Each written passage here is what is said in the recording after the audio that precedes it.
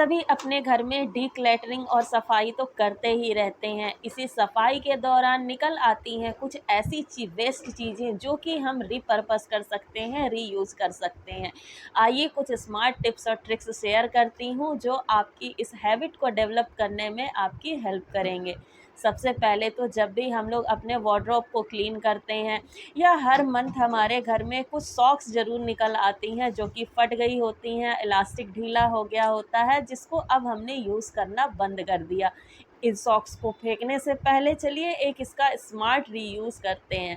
इसको आप लोग झाड़ू पे ऐसे पहना सकते हैं, इससे आप लोग वॉल की बहुत अच्छे से क्लीनिंग कर सकते हैं। जितनी भी धूल डस्ट बॉल पे जमा होती है ना, सब आसानी से साफ़ हो जाती है। और जो ये सॉक्स का फैब्रिक होता है ना, ये माइक्रोफाइबर की तरह वर्क करता है। बहुत अच्छे से धूल को एक्यूमुलेट कर लेता है और सरफेस पे गिरने नहीं देता है। If all the things you never show. घर में कुछ स्पेस ऐसे होते हैं जो काफ़ी नैरो होते हैं, जहाँ पे झाड़ू के हेल्प से सफाई करना इम्पॉसिबल होता है। वहाँ पे आपका ये टूल बहुत ही ज़्यादा काम आने वाला है। जैसे एसी का ये ऊपर का एरिया हो गया या कोई भी नैरो स्पेस जहाँ पे झाड़ू भी नहीं जा रही है, अच्छे से डस्ट नहीं निकल पा रहा है, वहाँ पर एक बार इस टूल से सफाई करके देखिए, आपको खुद ब खुद रिजल्ट्स पता चल जाएगा। लोगों के घर में आजकल वार्डरोब भी इतने ऊंचे-ऊंचे बनने लगे हैं जिनकी क्लीनिंग करने के लिए हमें या तो चेयर पे चढ़ना पड़ता है या तो टेबल रखना पड़ता है। बट अगर ऐसे झाड़ू में आप सॉक्स लगा ले रहे हैं, मोजे को फिट कर ले रहे हैं, तो कितनी भी ऊंचाई वाली चीज़ हो, इसको आप आसानी से साफ़ कर लेंगे। हमारे जो डोर्स होते हैं उसके कोने ऐसे होते हैं जहाँ कि आप झाड़ू से या ब्रश के हेल्प से सफाई नहीं कर पाते हैं।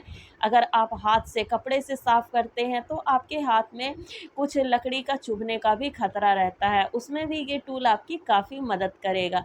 जब एक सॉक्स गंदा हो जाए तो दूसरे सॉक्स को इसमें पहना लीजिए और सफाई का जो प्रोग्राम है फिर से स्टार्ट कर लीजिए। I want to know.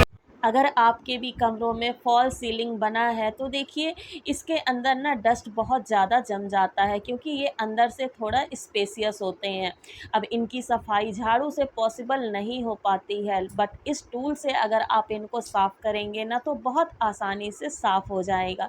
इसी तरह बेड के नीचे की भी अगर क्लीनिंग करना है, झाड़ू लगा लिया, पोछा लगा लिया, फिर भी बहुत सारा डस्ट होता है जो बेड के साइड साइड में चिपका हुआ सा रहता है, निकलता नहीं है।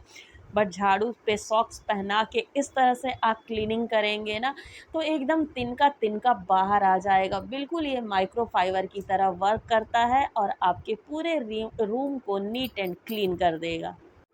नॉर्मली सफाई करने के लिए हम लोग डस्टर का यूज़ करते हैं, क्लॉथ्स का यूज़ करते हैं, बट एक बार हम सॉक्स को भी यूज़ करके देख सकते हैं जिनको हम अब फेंकने वाले हैं। तो फेंकने से पहले एक बार इसको रीयूज़ करना तो बहुत ज़रूरी है। सॉक्स को इस तरह से हाथों में पहन के किसी भी आर्टिकल की, किसी भी सरफेस की आप बहुत अच्छे से क्लीनिंग कर सकते हैं। बट मेक श्योर कि सॉक्स खुद साफ़ हो, गंदे सॉक्स का यूज़ मत करिए। यहाँ पे देखिए, मैंने गेट को साफ़ किया, डोर नॉब्स को साफ़ किया और बहुत अच्छे से ये सारी डस्ट को अपने अंदर समेट लाया है।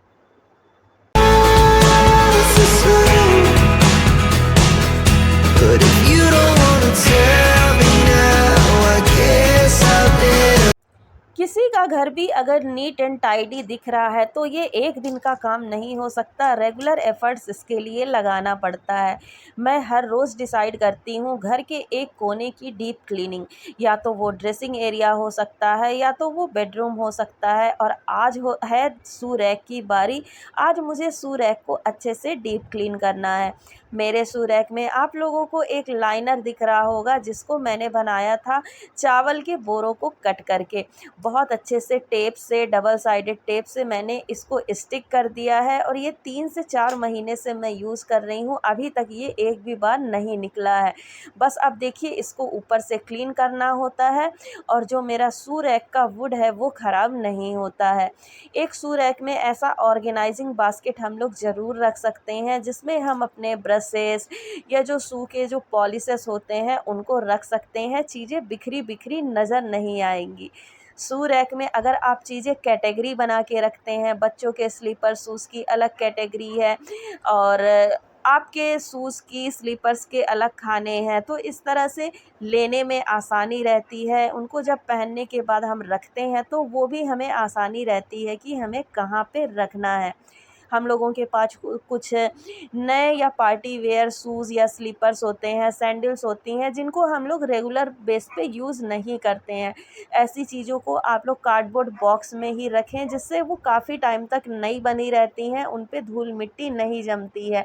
या तो हमारे विंटर्स के जो स्लीपर्स होते हैं, घर में हम लोग वूलन स्लीपर्स पहनते हैं, उनको अगर आप स्टोर कर रहे हैं, बच्चों के छोटे-छोटे स्लीपर्स हैं जो अब बच्चे यूज़ नहीं करते, उनको स्टोर करने के लिए बॉक्सेस का, पॉलीथीन्स का यूज़ करिए, जिससे आपका शू रैक बहुत ही नीट एंड टाइडी दिखता है।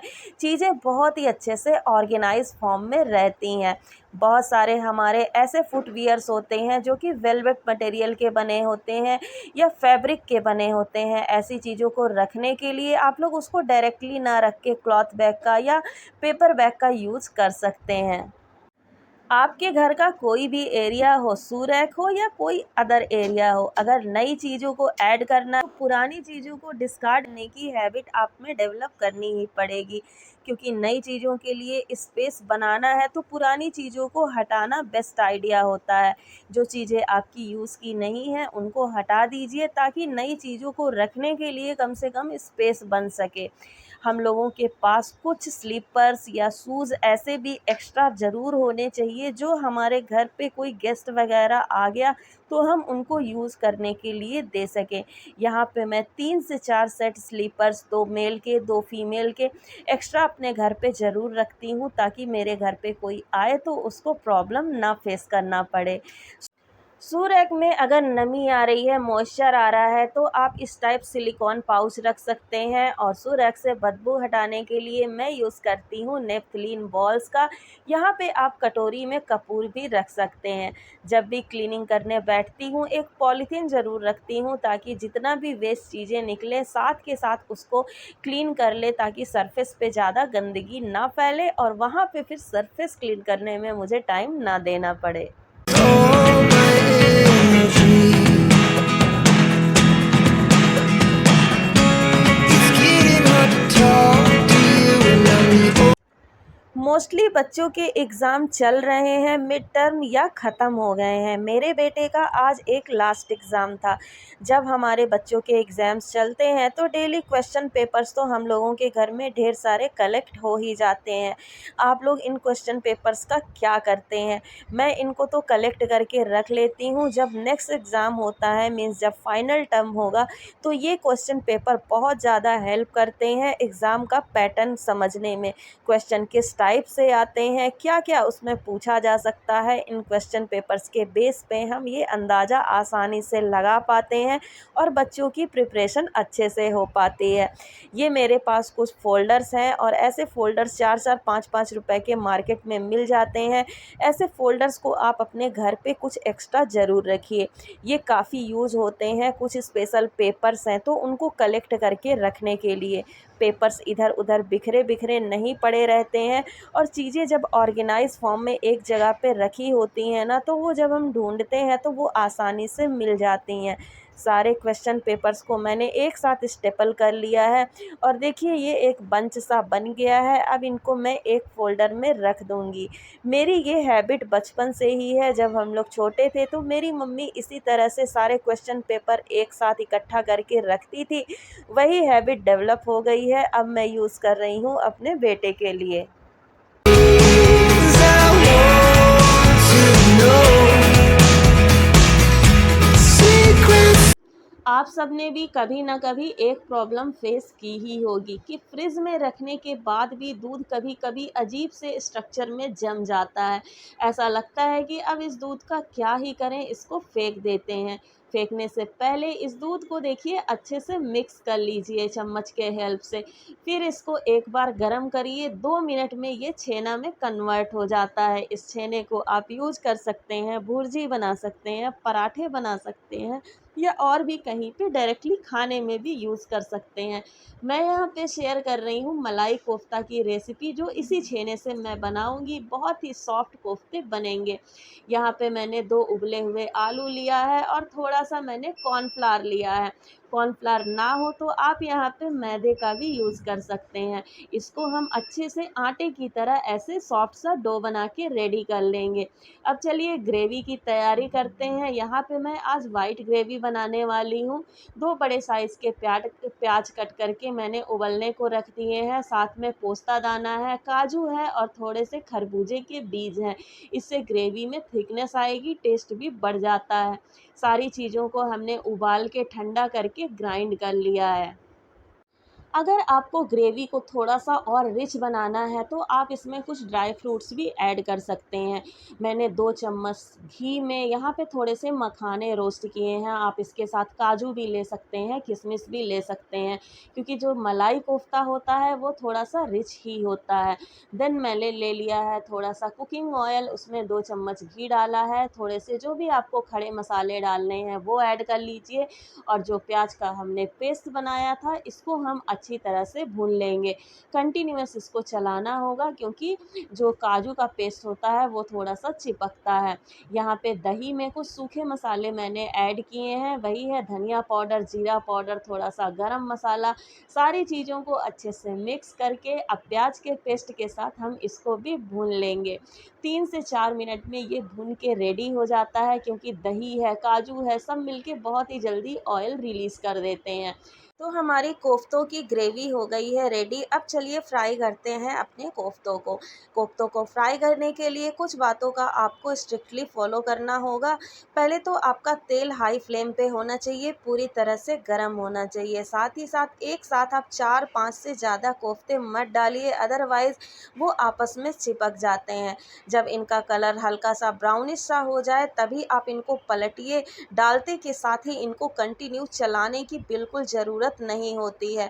जब दोनों तरफ से इनका कलर चेंज हो जाए तब लो फ्लेम पे इनको 2 से 3 मिनट आप फ्राई होने दीजिए, कोफ्ते अंदर तक पक जाएंगे। ड्राई फ्रूट्स और कोफ्तों को ग्रेवी में ऐड करने के साथ साथ मैंने यूज़ किया है यहाँ पे 1 कटोरी फ्रेश क्रीम, थोड़ा-सा कसूरी मेथी, थोड़ा-सा गरम मसाला। वो क्लिप एक्चुअली में मुझसे डिलीट हो गई है, जिसको मैं यहाँ पे शेयर नहीं कर पा रही हूँ। देखिए तो जिस दूध को हम लोग फेंक देने वाले थे, उससे कितना बढ़िया मलाई कोफ्ता बन के रेडी हो गया है। But if you don't wanna tell me now, I guess I'll never know. हमारे घर के या किचन के कह लें कुछ एरिया ऐसे होते हैं जिनकी क्लीनिंग में जो कपड़ा हम लोग यूज करते हैं, जो भी किचन क्लॉथ्स या डस्टर यूज करते हैं, वो काफ़ी ज़्यादा गंदा हो जाता है। इसमें से पहला एरिया तो चिमनी का हम बोल सकते हैं। चिमनी में से देखिए ऑयल तो रिलीज़ होते ही रहता है। अब हम अगर किचन के क्लॉथ से इसकी सफाई करते हैं ना, तो फिर उस कपड़े की सफाई काफ़ी मुश्किल हो जाती है।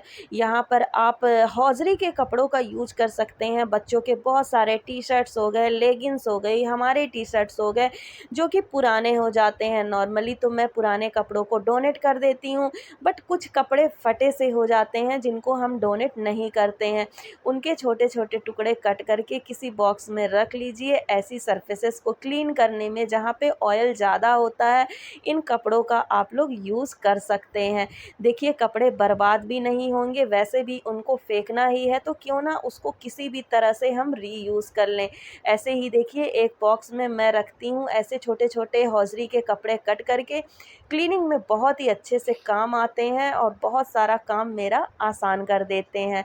So friends, that's all for the day. I hope आज के हैक्स आपको पसंद आए होंगे, आपके लाइफ में यूज़फुल होंगे।